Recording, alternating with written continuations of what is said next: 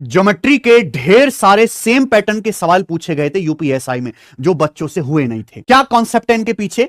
गुणोत्तर श्रेणी के पहले 63 पदों का योग समान गुणोत्तर श्रेणी के पहले 61 पदों के योग के बराबर है। अगर दूसरा पद 653 है तो 50 पदों का योग बताएं। तो गुणोत्तर श्रेणी के 63 पदों को जोड़ के वही आता है जो पहले 61 पदों को जोड़ के आ रहा है, यानी कि 61 के बाद 62वां और 63वां पद जोड़ने से कोई फर्क नहीं पड़ा। यानी कि मैं कह सकता हूं इस गुणोत्तर श्रेणी के 62वां टर्म और 63वें टर्म्स की वैल्यू क्या होगी, इनका योग क्या आएगा, 0। यानी कि 63वां टर्म क्या आ जाएगा, माइनस, ये क्लियर है। आप इसको नीचे लाओगे मेरे प्यारे भी तो इसकी वैल्यू क्या आ जाएगी, -1। अरे भाई यही तो कॉमन रेशियो है, 63वें टर्म को उससे पिछले वाले टर्म 62वें से भाग देना, यही तो कॉमन रेशियो होता है गुणोत्तर श्रेणी का। कॉमन रेशियो क्या आ गया, -1। मान लो गुणोत्तर श्रेणी का पहला पद a है तो अगला क्या आएगा, फिर -1 से गुणा -a, फिर -1 से गुणा a, फिर -1 से गुणा -a, ऐसे चलता रहेगा। अब इस गुणोत्तर श्रेणी के 50 पदों का योग पूछा है, किन्हीं भी दो को जोड़ो 0 हो जाएगा, दो को जोड़ोगे 0 हो जाएगा, तो 50 इस तरीके से 25 पेड़ बना दोगे, जोड़ जाड़ के क्या आएगा, लल्लू सवाल है कि नहीं। लेकिन आपको एक बार सीखना पड़ेगा, ये बताओ